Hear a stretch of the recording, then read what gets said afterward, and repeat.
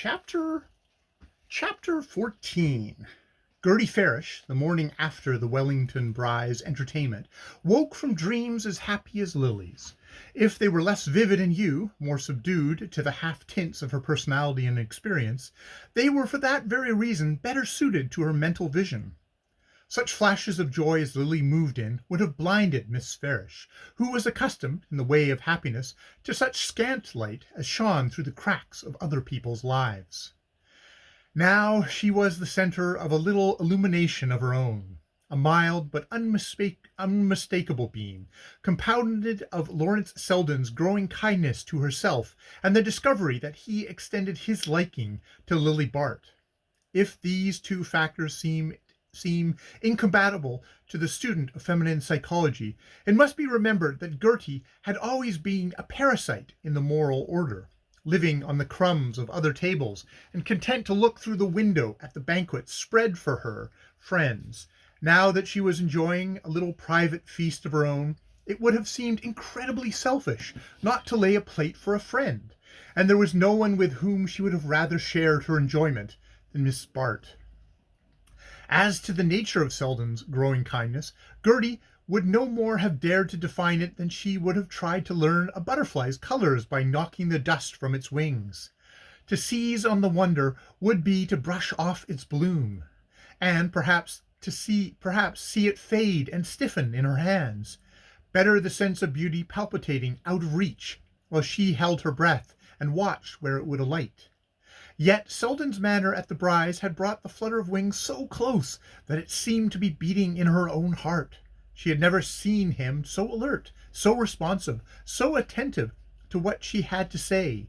His habitual manner had been absent-minded kindliness, which she accepted and was grateful for, as the liveliest sentiment her presence was likely to inspire, but she was quick to feel in him a change implying that for once she could give pleasure as well as receive it.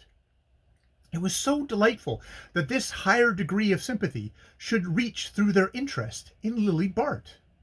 Gertie's affection for her friend, a sentiment that had learned to keep itself alive on the scantiest diet, had grown to active adoration since Lily's restless curiosity had drawn her into the circle of Miss Farish's work.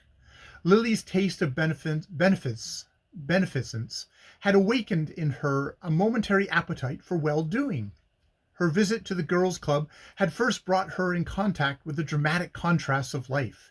She had always accepted with philosophical calm the fact that such existence as hers was pedestaled on foundations of obscure humanity.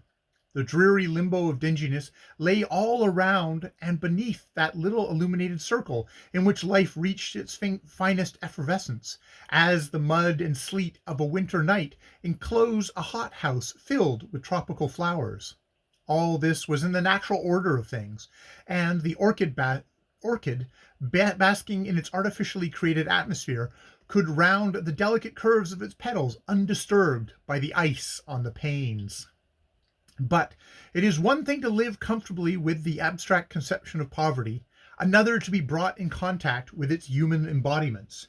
Lily had never conceived of these victims of fate otherwise than in the mass.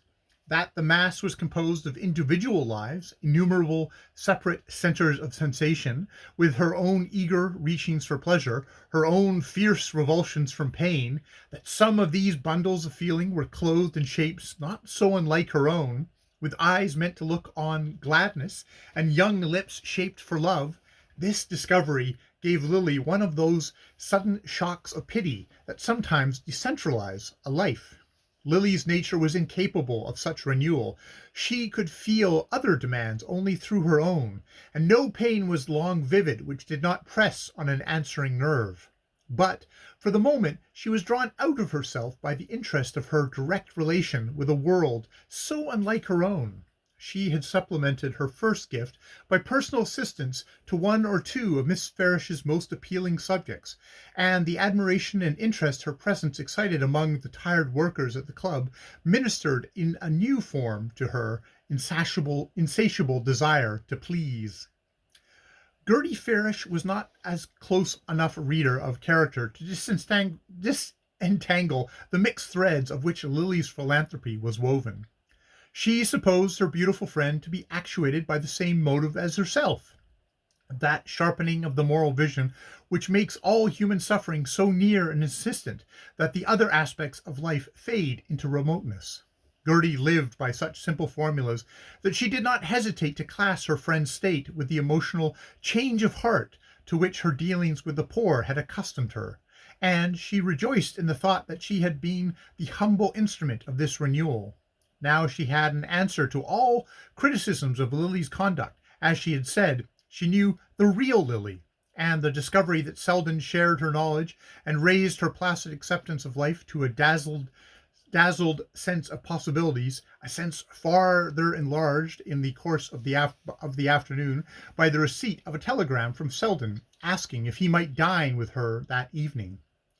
While Gertie was lost in the happy bustle which this announcement produced in her small household, Selden was at one with her in thinking with intensity of Lily Bart.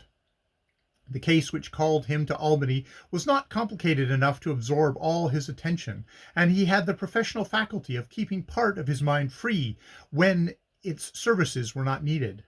This part, which at the moment seemed dangerously like the whole, was filled to the brim with the sensations of the previous evening.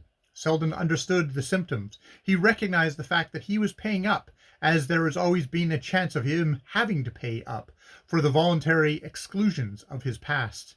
He had meant to keep free from permanent ties, not from any poverty of feeling, but because, in a different way, he was, as much as Lily, the victim of his environment.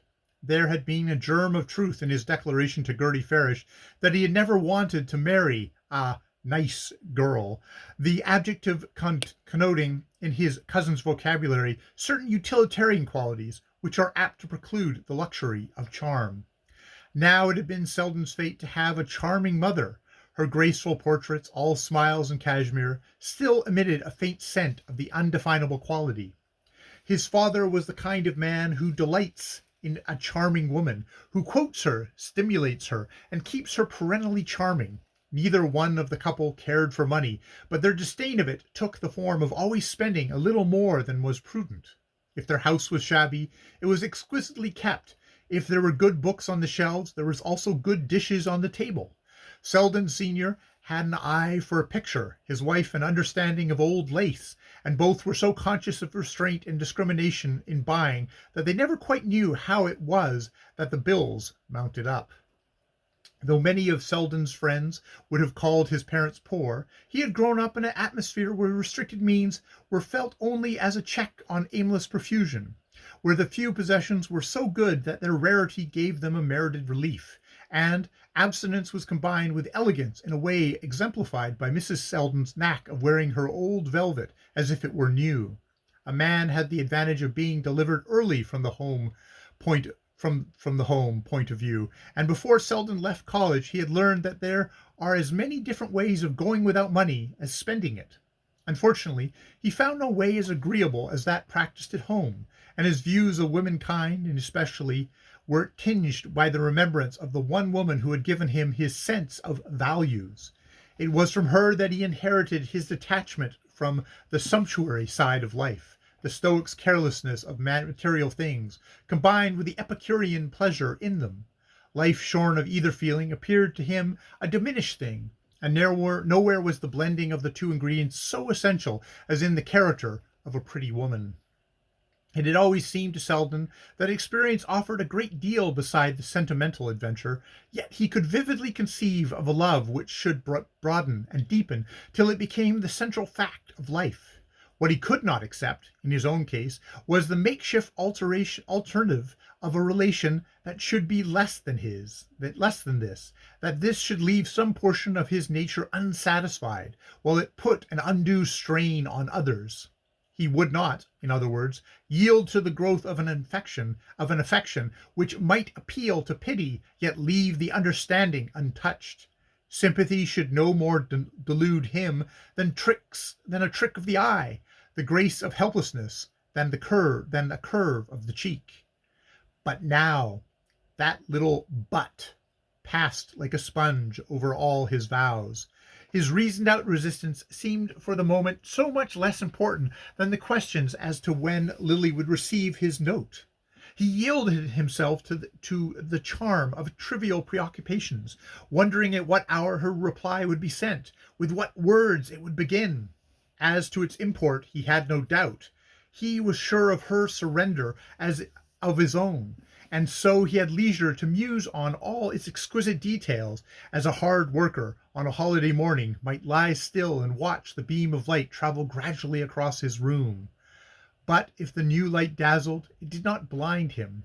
He could still discern the outline of facts, though his own relation to them had changed. He was no less conscious than before of what was said of Lily Bart, but he could separate the woman he knew from the vulgar estimate of her. His mind turned to Gertie Farish's words, and the wisdom of the world seemed a groping thing beside the insight of innocence.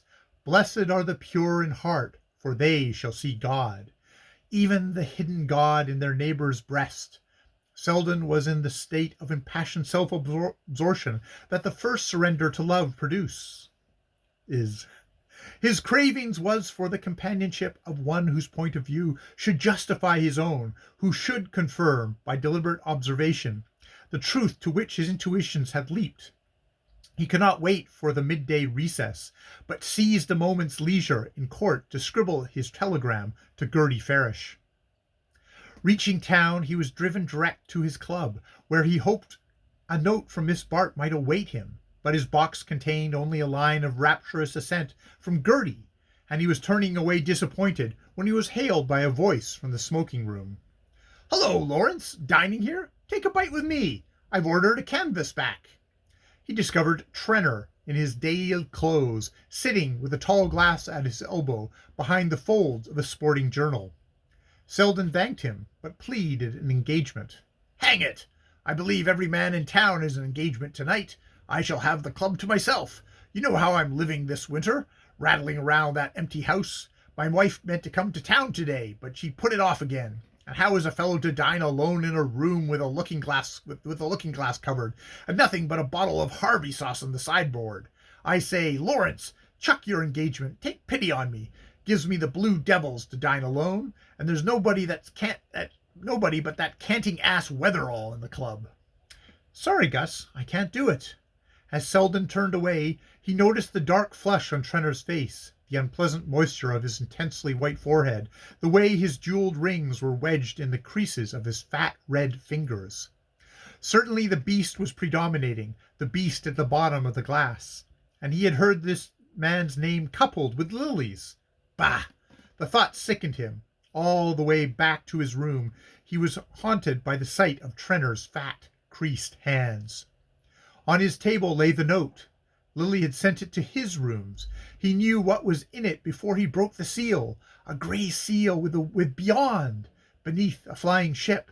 Ah, he would take her beyond the ugliness, the pettiness, the attrition and corrosion of the soul. Gertie's little sitting room sparkled with welcome when Selden entered it. Its modest effects, compact of enamel, paint, and ingenuity, spoke to him in the language just then sweetest to his ear. It is surprising how little narrow walls and a low ceiling matter when the roof of the soul has suddenly been raised. Gertie sparkled too, or at least shone with a tempered radiance. He had never before noticed that she had points. Really, some good fellow might do worse. Over the little dinner, and here again the effects were wonderful, he told her she ought to marry. He was in a mood to pair off the whole world. She had made the caramel custard with her own hands. It was sinful to keep such gifts to herself. He reflected with a throb of pride that Lily could trim her own hats. She had told him so the day of their walk at Bellomont. He did not speak of Lily till after dinner.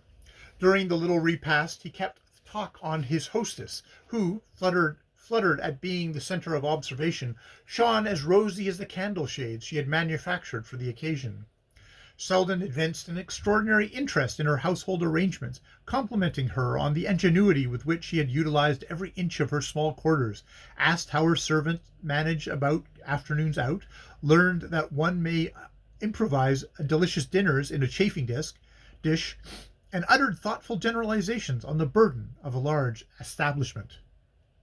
When they were in the sitting room again, where they were fitted as snugly as bits in a puzzle, she brewed the coffee and poured it into her grandmother's eggshell cups, his eye, as he leaned back, basking in the warm fragrance, lighted on a recent photograph of Miss Bart, and the desired transition was effected without an effort. The photograph was well enough, but to catch her as she had looked last night. Gertie agreed with him. Never had she been so radiant. But could photography capture that light? There had been a new look in her face, something different. Yes, Selden agreed, there had been something different. The coffee was so exquisite that he had asked for a second cup. Such a contrast to the watery stuff at the club. Ah, your poor bachelor with his impersonal club fare, alternating with the equally impersonal cuisine of the dinner party. A man who lived in lodgings missed the best part of life. He pictured the flavorless solitude of Trenner's repast, and felt a moment's compassion for the man. But to return to Lily, and again he returned, questioning, conjecturing, leading Gertie on, draining her innermost thoughts on their stored tenderness for her friend. At first she poured herself out unstintingly, happy in this perfect communion of their sympathies. His understanding of Lily helped to confirm her own belief in her friend. They dwelt together on the fact that Lily had no chance. Gertie instanced her generous impulses, her restlessness and discontent. The fact that her life had never satisfied her proved that she was made for better things. She might have married more than once, the conventional rich marriage which she had been taught to consider the sole end of existence, but when the opportunity came she always shrunk from it. Percy Gryce, for instance, had been in love with her. Every one at Bellomont had supposed them to be engaged, and her dismissal of him was thought inexplicable. This view of the Gryce incident chimed too well with Selden's mood not to be instantly adopted by him, with a flash of retrospective contempt for what had once seemed the obvious solution.